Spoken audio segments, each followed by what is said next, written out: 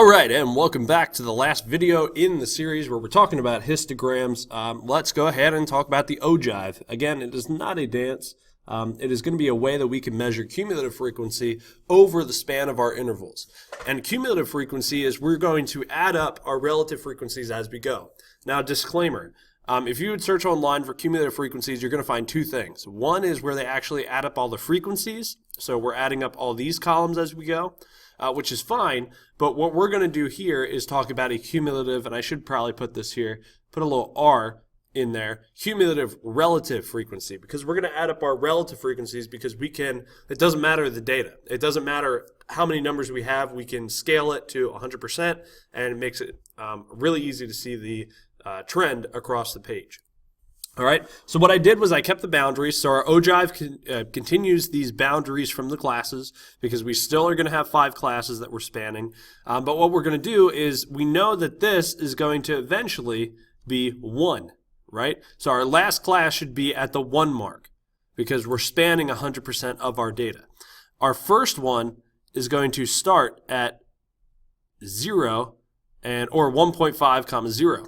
Right? And then what we're going to do is we're just going to list out our frequencies here. 0.2, or I'm sorry, our relative frequency scale. 2, 4, 6, 8, and then 1. Again, spanning 100%. So what we do for cumulative frequency, this is pretty simple. This is going to be a short video. We add these up as we go. So our first one is always however much relative frequency there is. So the definition of cumulative frequency is for this class, we add up all the previous classes and including this new class relative frequency. So 0.40 and 0.45 add up to 0.85. And because we said that this data was skewed right, you're going to see a huge jump in our ogive here over the first 2 classes, and then it's going to even out. And then we're just adding 0.5 every time. So we got 0.90 and then 0.95. Again, we are adding up as we go. So we start out with 40%. We add our 45% to get our 85. So we're stepping up each time. So we're continually adding, and that's our next relative frequency. Or I'm sorry, our next cumulative relative frequency. All right, so now what we're doing is we're plotting these points. But to plot these points, we need to plot them at the ending boundaries for each one. Our ending boundaries, because our first one always starts at 0. We are plotting them at the upper bound of each class.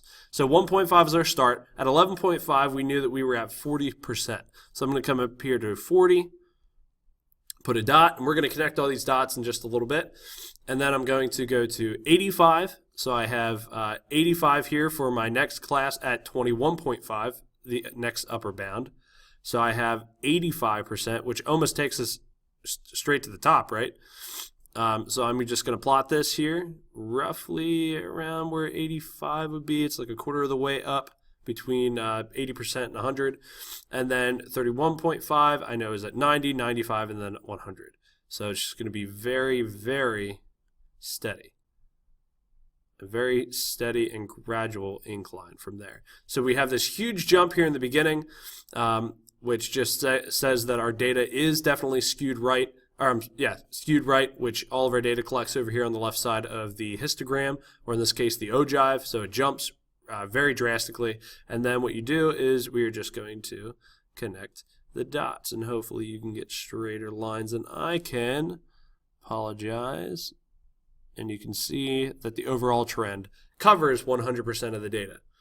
So you can compare this to the histogram that we've already created in the last video, but the ogive is our cumulative relative frequencies over the course of our intervals. So we're starting at 0, going the whole way up to 100%. It just shows the trend of the data, and it really solidifies that this is a skewed right distribution. All right, so thanks for watching. Short video on the ogive. Have a good day.